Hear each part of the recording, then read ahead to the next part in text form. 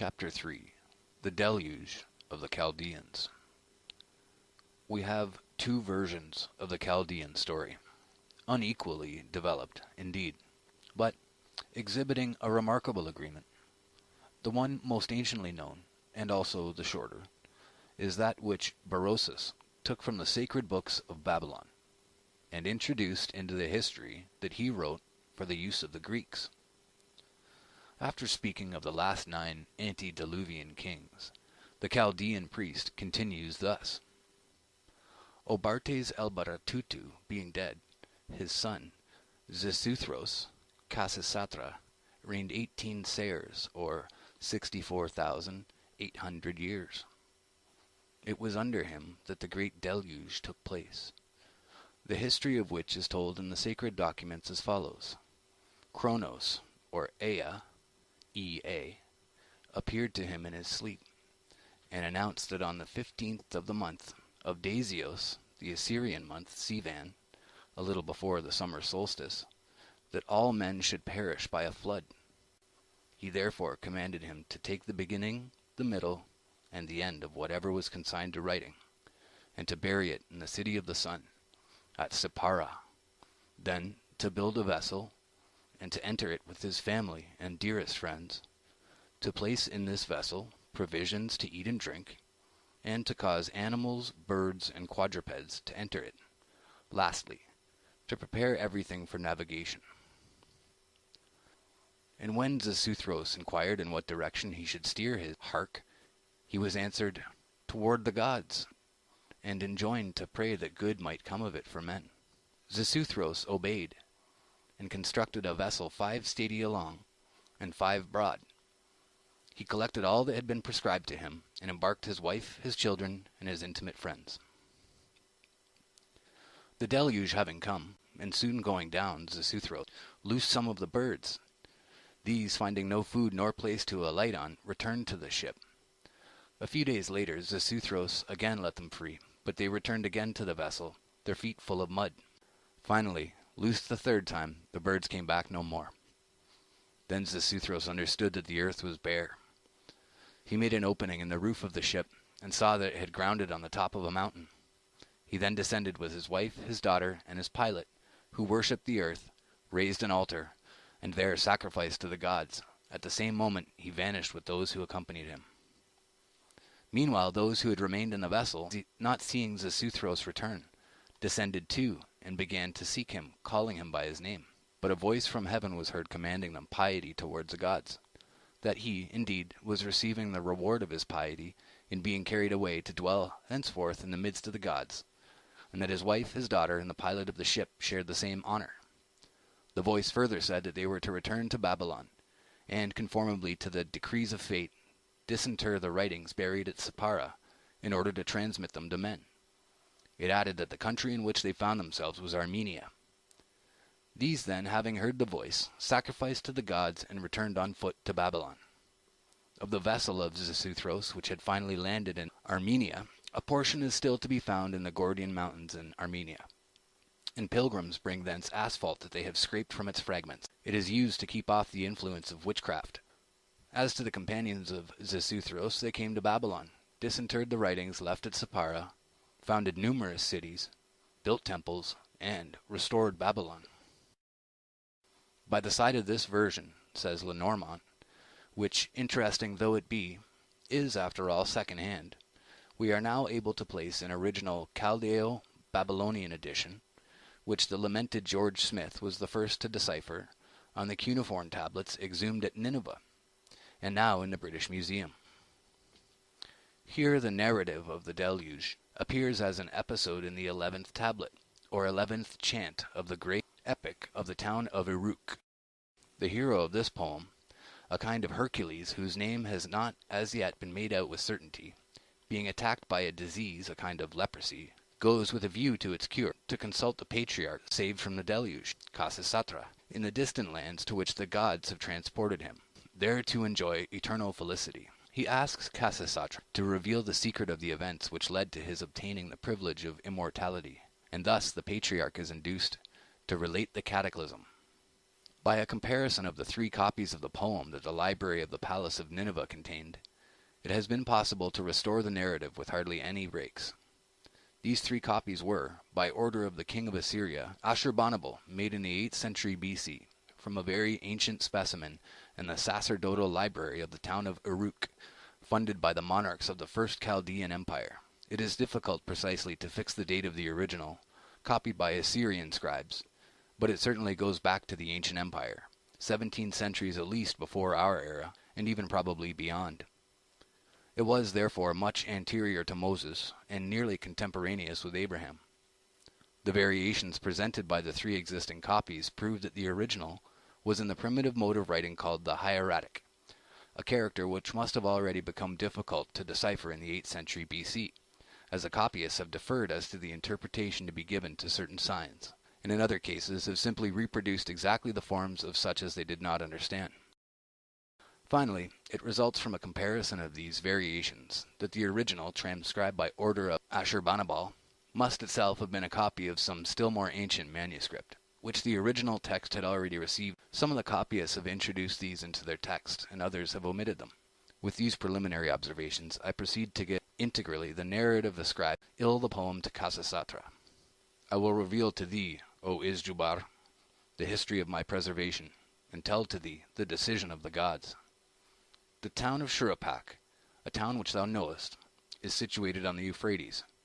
It was ancient, and in it men did not honor the gods. I alone was their servant to the great gods. The gods took counsel on the appeal of Anna-Beladar, and a deluge was proposed by her and approved by Naban, Nergal, and Adar. And the god, Ea, or Kronos, the immutable lord, repeated this command in a dream. I listened to the decree of a fate that he announced, and he said to me, Men of Shuruppak, son of Ubaratutu, thou build a vessel and finish it quickly. By a deluge I will destroy substance and life. Cause thou to go up into the vessel the substance of all that has life. The vessel thou shalt build 600 cubits shall be the measure of its length, and 60 cubits the amount of its breadth, and 60 cubits of its height. Launch, if thus on the ocean, and cover it with a roof. I understood, and I said to Ea, my lord, the vessel that thou commandest me to build, when I shall do it, young and old, you shall laugh at me. Ea opened his mouth and spoke. He said to me, his servant, If they laugh at thee, thou shalt say to them, You shall be punished, who has insulted me, for the protection of the gods is over me. Like to caverns, I will exercise my judgment on that which is on high and that which is below. Close the vessel. At a given moment shall I cause thee to know, to enter it, and draw the door of the ship toward thee. Within it thy grains, thy furniture, thy provisions, thy riches, thy manservants and thy maidservants, and thy young people, the cattle of the field, and the wild beasts of the plain, that I will assemble, and that I will send thee, shall be kept behind thy door. Khasisatra opened his mouth and spoke. He said to Ea, his lord, No one has made me such a ship. On the prow I will fix, I shall see, and the vessel thou commandest me to build. On the 5th day the 2 sides of the ark were raised, and in its covering 14 in all were its rafters. 14 in all did it count above, and I placed its roof and I covered it. I embarked in it on the 6th day. I divided its floors on the 7th. I divided the interior compartments on the 8th. I stopped up the chinks through which the water entered in. I visited the chinks and added what was wanting. I poured on the exterior 3 times 3,600 measures of asphalt, and 3 times 3,600 measures of asphalt within 3 times 3,600 men. Porters brought on their heads the chests of provisions. I kept 3,600 chests for the nourishment of my family, and the mariners divided among themselves twice 3,600 chests. For provisioning I had oxen slain. I instituted rations for each day. In anticipation of the need of drinks, of barrels, and of wine, I collected in quantity, like to the waters of a river, of provisions, in quantity like to the dust of the earth. To arrange them in the chests I set my hand to. Of the sun the vessel was completed, strong, and I had carried above and below the furniture of the ship. This lading filled the 2/3. All that I possessed I gathered together. All I possessed of silver I gathered together. All that I possessed of gold I gathered. All that I possessed of the substance of life of every kind I gathered together. I made all ascend into the vessel, my servants, male and female, the cattle of the fields, the wild beasts of the plains, and the sons of the people. I made them all ascend. Shamash the sun made the moment determined, and he announced it in these terms. In the evening I will cause it to rain abundantly from heaven. Enter into the vessel and close the door. The fixed moment had arrived, which he announced in these terms. In the evening I will cause it to rain abundantly from heaven. When the evening of that day arrived, I was afraid. I entered into the vessel and shut my door. In shutting the vessel, to Buzur Shadi Rabbi, the pilot, I confided this dwelling, with all that it contained. Mushari Ina Namari rose from the foundations of heaven in a black cloud. Rahman thundered in the midst of the cloud, and Naban and Sharu marched before. They marched, devastating the mountain and the plain. Nergal the powerful dragged chastisements after him. Adar advanced, overthrowing. Before him, the archangels of the abyss brought destruction. In their terrors they agitated the earth. The inundation of Rahman swelled up to the sky, and the earth became without luster, and was changed into a desert. They broke of the surface of the earth. They destroyed the living beings of the surface of the earth. The terrible deluge on men swelled up to heaven. The brother no longer saw his brother. Men no longer knew each other. In heaven the gods became afraid of the water sprout, and sought a refuge. They mounted up to the heaven of Anu. The gods were stretched out motionless, pressing one against another like dogs. Ishtar wailed like a child. The great goddess pronounced her discourse. Here is humanity returned into mud, and here is the misfortune that I have announced in the presence of the gods. So I announced the misfortune in the presence of the gods. For the evil I announced the terrible chastisement of men, who are mine. I am the mother who gave birth to men, and, like to the race of fishes, they are filling the sea. And the gods, by reason of that, which the archangels of the abyss are doing, they weep with me. The gods on their seats were seated in tears, and they held their lips closed, revolving future things. 6 days and as many nights passed. The wind, the waterspout, and the diluvian rain were all in their strength. At the approach of the 7th day the diluvian rain grew weaker. The terrible waterspout, which had assailed after the fashion of an earthquake, grew calm, and the sea inclined to dry up, and the wind and the waterspout came to an end. I looked at the sea, attentively observing, and the whole of humanity had returned to mud. Like unto seaweeds the corpses floated. I opened the window, and the light smote on my face. I was seized with sadness. I sat down and I wept, and my tears came over my face. I looked at the regions bounding the sea, toward the 12 points of the horizon, not any continent. The vessel was borne above the land of Nazir. The mountain of Nazir arrested the vessel, and did not permit it to pass over. A day and a second day the mountain of Nazir arrested the vessel, and did not permit it to pass over. The 3rd and 4th day the mountain of Nazir arrested the vessel, and did not permit it to pass over. The 5th and the 6th day it arrested the vessel, and did not permit it to pass over. And on the approach of the 7th day I sent out and loosed a dove. The dove went, turned, and found no place to light on, and it came back. I sent out and loosed a swallow. The swallow went, turned, and found no place to light, and it came back. I sent out and loosed a raven. The raven went and saw the corpses on the waters. It ate, it rested, turned, and came back. I then sent out what was in the vessel toward the 4 winds, and I offered a sacrifice. I raised the pile of my burnt offering on the peak of the mountain, 7 by 7. I disposed the measured vases, and beneath I spread rushes, cedar, and juniper wood. The gods were seized with the desire of it. The gods were seized with a benevolent desire, and the gods assembled like flies above the master of the sacrifice. From afar and approaching, the great goddess raised the great zones that Anu has made for their glory, the gods, these gods, luminous crystal before me. I will never leave them. In that day I prayed that I might never leave them. Let the gods come to my sacrificial pile, but never may Bel come to my sacrificial pile, for he did not master himself, and he has made the water spout for the deluge, and he has numbered my men for the pit. From far, and drawing near, Bel saw the vessel, and Bel stopped. he was filled with anger against the gods and the celestial archangels. "No one shall come out alive. No man shall be preserved from the abyss." Adar opened his mouth, and he said to the warrior Bel, "What other than Ea should have formed this resolution? For Ea possesses knowledge, and he foresees all." Ea opened his mouth and spake. He said to the warrior Bel, "O thou herald of the gods, warrior, as thou didst not master thyself, thou hast made the water spout of the deluge. Let the sinner carry the weight of his sins, the blasphemer the weight of his blasphemy. Please thyself with this good pleasure, and it shall never be infringed. Faith in it never shall be violated. Instead of thy making a new deluge, let lions appear and reduce the number of men. Instead of thy making a new deluge, let hyenas appear and reduce the number of men. Instead of thy making a new deluge, let there be famine, and let the earth be devastated. Instead of thy making a deluge, let Deborah appear, and let men be mown down. I have not revealed the decision of the great gods. It is Khasisatra who interpreted a dream, and comprehended what the gods had decided." When his resolve was arrested, Bel entered into the vessel. He took my hands and made me rise. He made my wife rise, and made her place herself at my side. He turned around us and stopped short. He approached our group.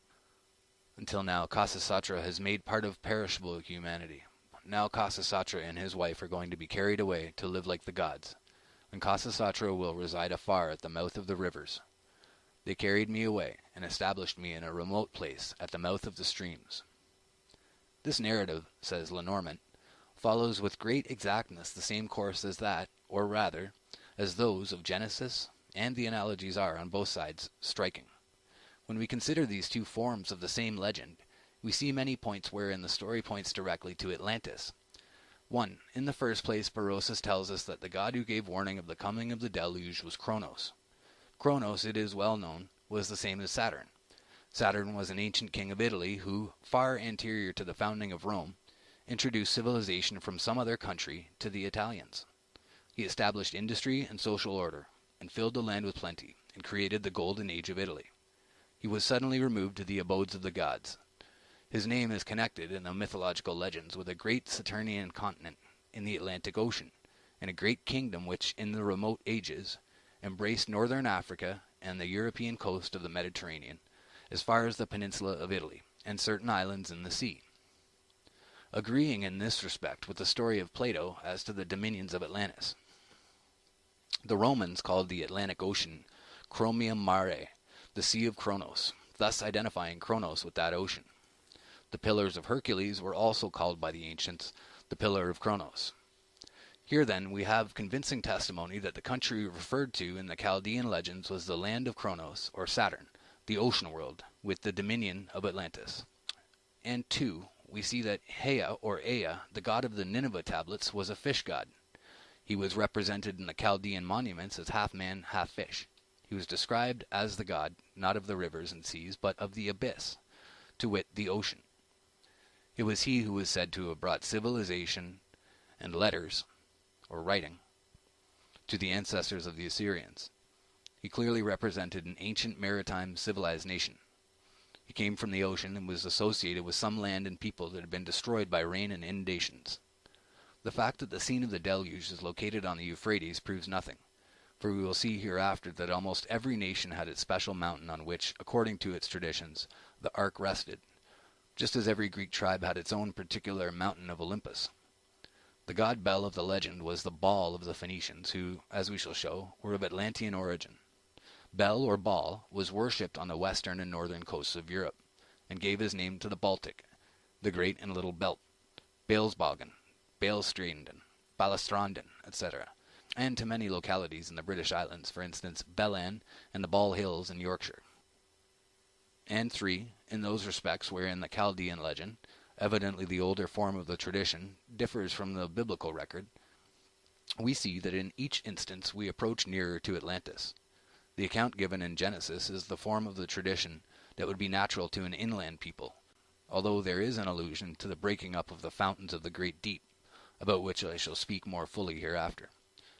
The principal destruction seems to have been accomplished by rain, hence the greater period allowed for the deluge, to give time enough for the rain to fall, and subsequently drain off from the land.